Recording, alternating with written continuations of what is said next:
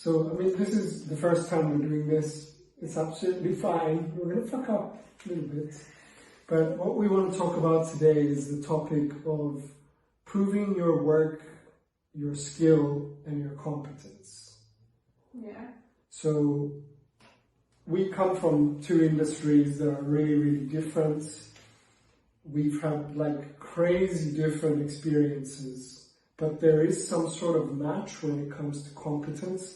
And I feel that strongly because it's like, you know, you get work in an industry that is traditional. I get work in an industry that's like quite digital and modern, but the fundamentals of how we get the work, how the work is like given, or like the way that you market yourself is pretty much the same, right? So I think we should start by defining what you did earlier was really cool, where you kind of touched on the point of what competence means to you and what proving that is, right? Yeah, I think we should probably also set some context in terms of my industry is construction, so it's long-term. You could say bigger scale, but that's debatable. But the essence of having your own business, regardless of what industry it is, even if it's like a shorter time frame, like for you, it's like instant everything, instant messaging, instant response, or as instant as it can be. Whereas for my industry, it's a more kind of slower pace, even though very high pressure, because the length of the project is so big.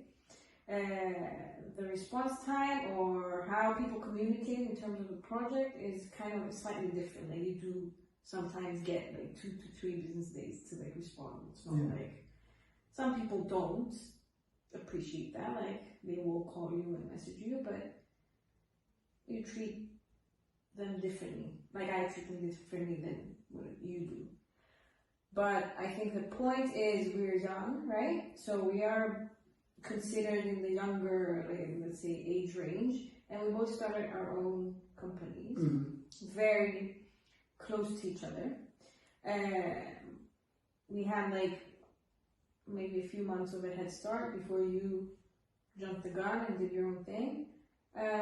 So we both had to prove to our clients and our colleagues that yes, we might be in the younger kind of realm, but we can do this job, so you can trust us with your project. Is that where we're heading with? Yeah, I would say so. Like, because it doesn't matter where you really start. There's probably people that are freelance. There's people that have had experience in a job. You know, take Deloitte, KPMG, all these consultants that then leave their industry to do their own thing. But at the end of the day, no matter how much experience you have to prove your competence to actually get that first client. So I think this is the direction, and something I'd like to touch on that we kind of discussed before was, you know, as a web developer, when I started, or you as a QS, when you started, your background played a big role, but that first client was everything. So getting that first client, let's say from my standpoint as a web developer, when I didn't have any clients, I had to prove my competence, my capability to execute a task. And what I did was essentially, you know, look around the room, had no one, and said, well, I need to prove my skill first. I need to prove my work by creating a case study. So what I did was I created a fictional application for a fictional client that had some set of requirements, and then I put that together.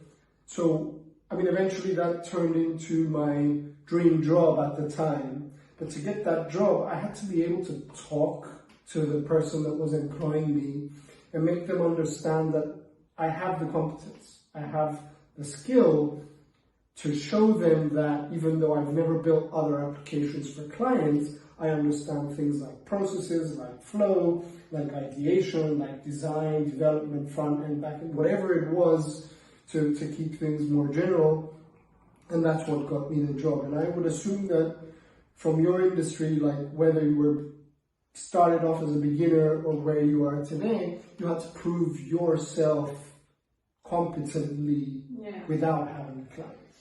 Yeah, and I think as you were speaking, I kind of made I had a light bulb moment where skill and competence is not the same thing, because you can be the most skilled developer, designer, whatever you want to call it, but to proving or translating that skill and making it bring in your money, let's say, you have to be able to take a person, i.e. a client, who most likely has no idea what you're doing. Like, they don't know what coding is, they don't know what design is, they just want the product. They don't understand the technical or the skill that goes into building the final product. So you need to kind of phrase things in a way where they can relate. So competence in or being skillful in a craft is, I don't want to say it's not enough, but sometimes it's not enough, because you have to be able to translate that and prove your competence in a non-technical way to someone who doesn't understand. Like, most people have no idea what my job is. Like, they don't, like, what is this? What do you do? Like, so because our, let's say, client range goes from inexperienced, so I'm a first-time client of using the service, to a person who knows what a QS is and has certain expectations from it. You have to speak in a different way to the first-time client and to the experienced, like the experienced and the inexperienced client, because some words that hold a lot of gravity, someone who understands what you're doing, will not mean the same thing to someone who has never heard it before. They will be like, I still don't understand what you're saying, basically.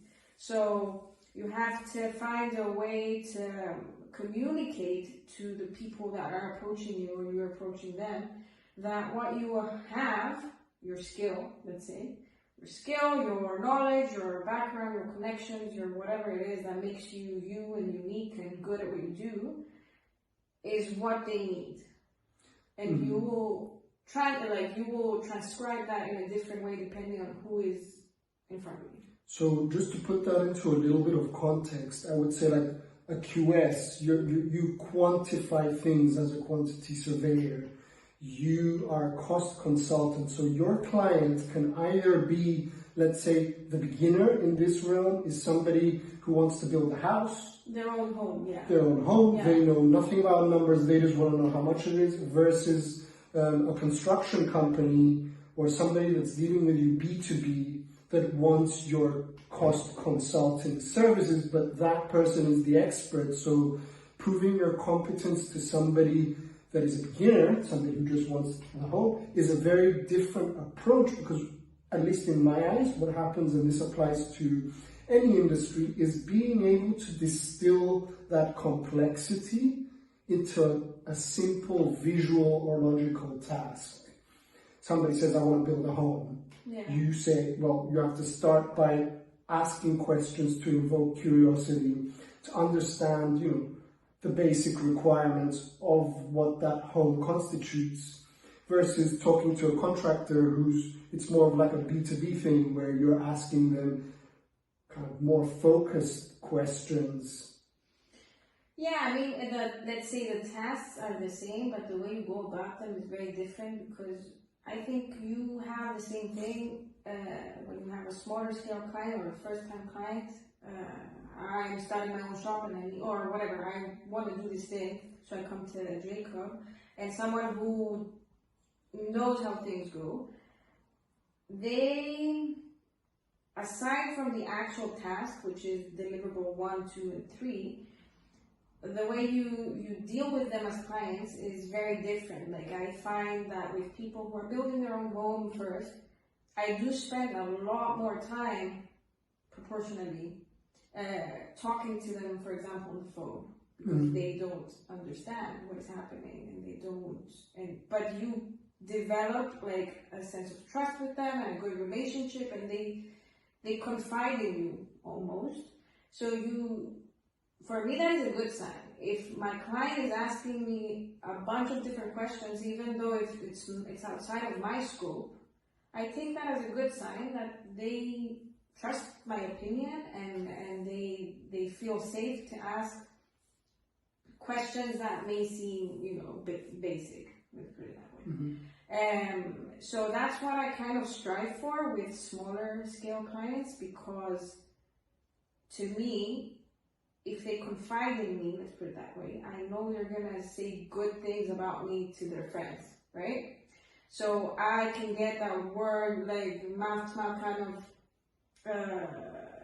what do you call it? There's not official advertisement, but it's like the word of mouth based marketing, which is, you know, it comes because you're doing a good job, so they'll go and recommend you to their circle. Their circle. But for the larger scale clients, I don't necessarily look for that because I know they don't have the basic questions, but I strive for the phone call from them that is like, you know what, I have a contractual issue, I have a higher level problem that I need your opinion on. So you want to prove to the experienced client that they can trust you with more than your basic, not basic, but like your level 1 tasks, because then they will come to me for other problems that are more complex and the inexperienced homeowner is not going to have these types of problems. So you try to prove your competence in different ways depending on who you have in front of you, just to wrap it around and bring it back to the competence. Yeah, and I would think like something I'd want to like go a little bit more focused on is like, regardless of the industry, whether we're talking to homeowners, creators, whatever it is, at the end of the day, a lot of people fall into that trap of trying to sell service and trying to sell time with their skill only. But what happens in at least coming from knowing each other, is you're selling essentially a method. It's a framework. It's an experience where you're taking a client from A to B, and being able to distill that route is what proves your competence along the way. And coming from my side, you know, from the digital kind of design realm, if I went and sold a website and I sell websites and I do that, well, okay, how do you justify your price? You don't want to justify your price. You want to sell that transformation. So what you're selling is, this is what you look like now, and this is what you're going to look like from point A to B once you've exited that framework or method. And that method is distilled by its pillars, right? So pillar 1 is extracting requirements. Pillar 2 is taking those requirements and visualizing them. Pillar 3 is building them, shipping them, delivering them, and then handing them over. So that experience then, at least in my eyes, signifies your competence, because you're able to tell them on a call, you know, whether it's a website or a coaching session or whatever it is. In this case, a home is an even better example, because I want to build a home. You're going to break it down into your own framework that makes you unique, because any other person that does the same thing has a different way of doing it. To show them that to build your house, it's going to come into these stages. Stage 1 is, you know, I'm not going to get in there, you know. Stage 2 is this, that, whatever it is. And then the final outcome is your dream outcome, your home. But in the way that you prove your competence, you're also putting the client in the setting of that transformation. It's not just a home I'm going to quantify for you or a website I'm going to make for you. It's the family value, the experiences you're going to share, the clients you're going to close, or whatever it's going to be that's going to take you on that journey to be that dream outcome. Yeah. And No. And I was going to say, I think that is what sets apart somebody that's price-driven, sales-driven, very confined into what can come across as desperate, let's say, in trying to prove, you know, I have a lot of skill, I'm very technical, I talk about, you know, distinct things. The client doesn't give a shit about how you're going to get them to that outcome. They just want the dream.